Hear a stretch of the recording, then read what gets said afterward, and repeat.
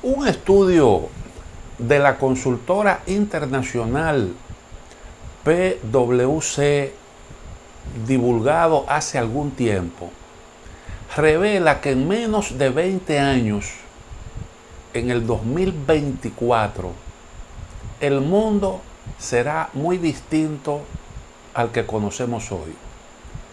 Para entonces, según establece, Estados Unidos no solo habrá sido superado por China, como indican otros pronósticos, sino también por India, cuyo crecimiento económico se verá impulsado tanto por el crecimiento exponencial de su población, que actualmente es de 1.250 millones de personas, como por el incremento de la productividad debido al cambio tecnológico.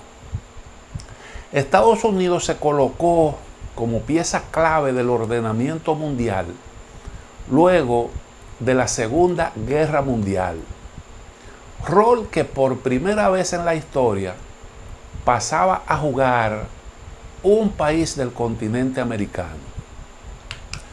Conforme pasa el tiempo, el declive de Estados Unidos parece acentuarse como tendencia dentro de un proceso en el que de forma sostenida aumenta el peso específico del continente asiático, donde están ubicadas las economías más dinámicas del planeta, con China a la cabeza, e integrada también por países como Japón, Corea del Sur, Rusia, Vietnam, Singapur, la misma India en la parte sur, etcétera, cuyos vínculos entre sí se van haciendo cada vez más intensos. Estados Unidos es consciente del proceso en marcha. Intelectuales de la talla de Henry Kissinger lo advirtieron hace tiempo e incluso lo admiten como una realidad, que el gran país del norte difícilmente podrá cambiar, aunque entienden que como gran superpotencia mundial tendrá un peso específico en el ordenamiento internacional en proceso de construcción, que no estará definitivamente conformado según sus cálculos, sino hasta bien entrado el siglo XXI.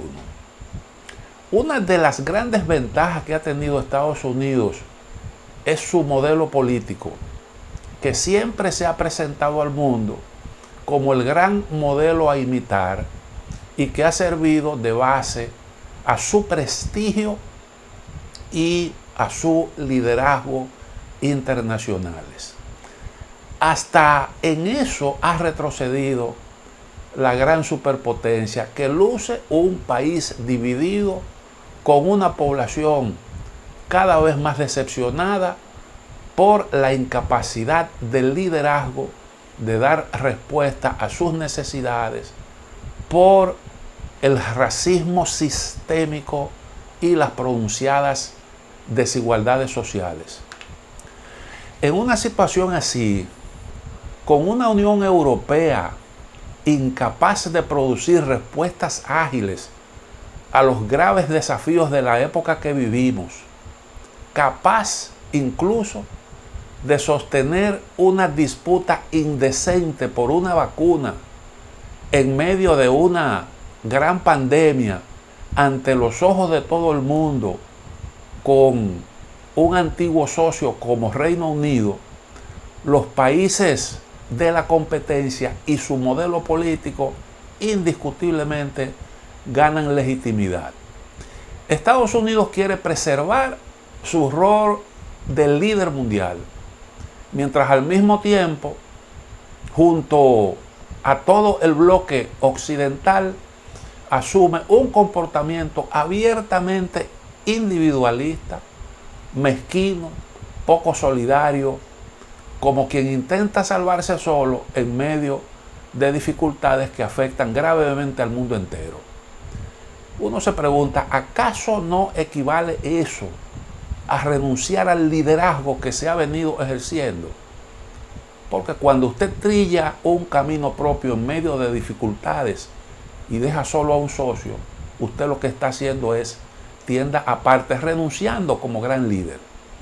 ¿Acaso se puede convencer al mundo de la conveniencia de bombardear campamentos de milicianos al servicio de un régimen alegadamente autoritario en Siria, como hizo recientemente la actual administración estadounidense, cuando te niegas a compartir las vacunas para ayudar a salvar vidas de una enfermedad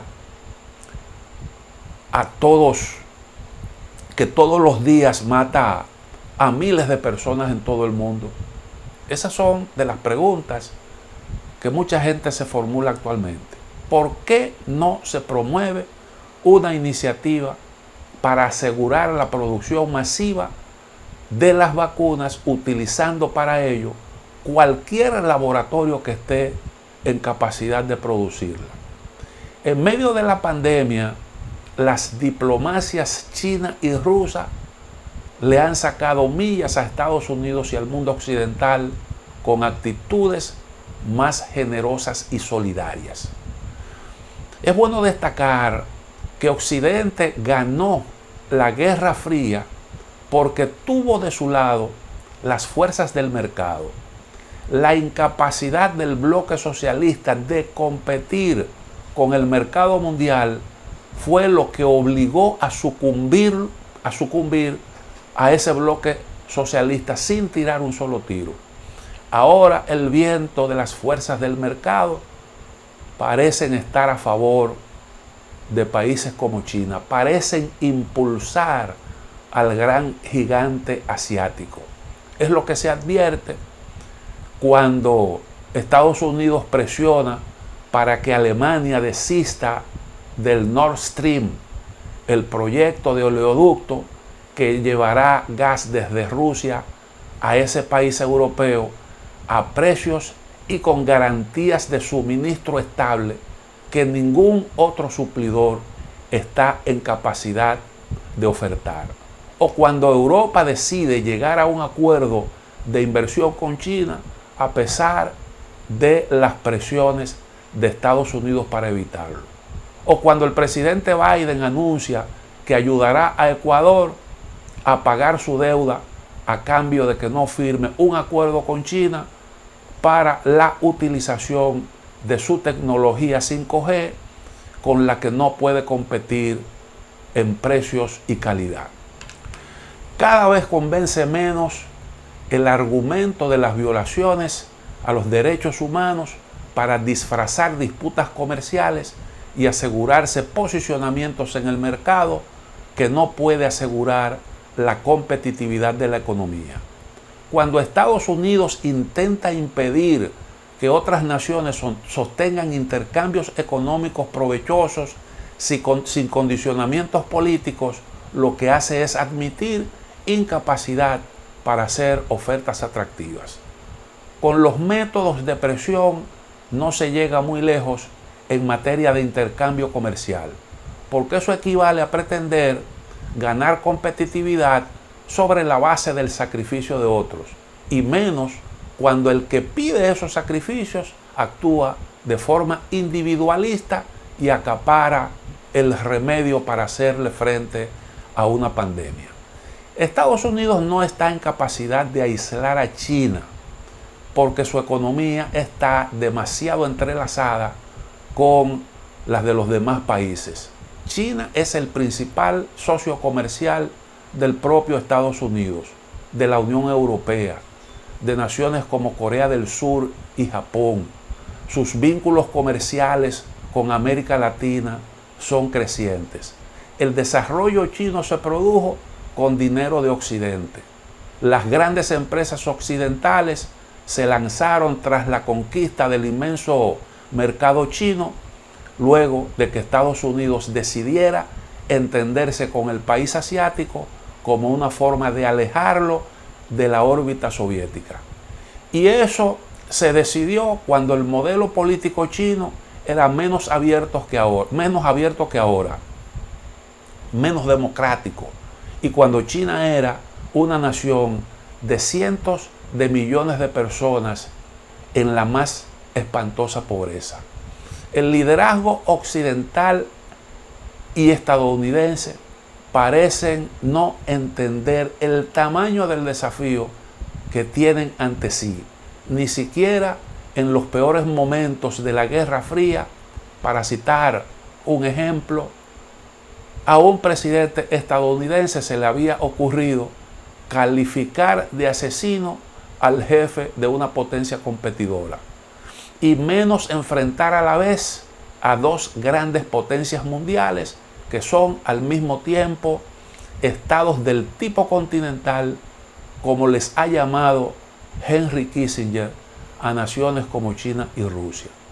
Cuando el mismo periodista que cuestionó a Biden sobre Vladimir Putin le preguntó a Donald Trump si el presidente ruso era un asesino, él respondió diciendo lo siguiente: asesinos hay muchos. ¿Tú crees que Estados Unidos es inocente? Trump, que aparentaba no entender algunos asuntos elementales de la política, estaba claro en que atacar a Rusia era ponerle automáticamente al servicio de los chinos. Y él quería, por razones más que entendibles, que ese país estuviera del lado estadounidense.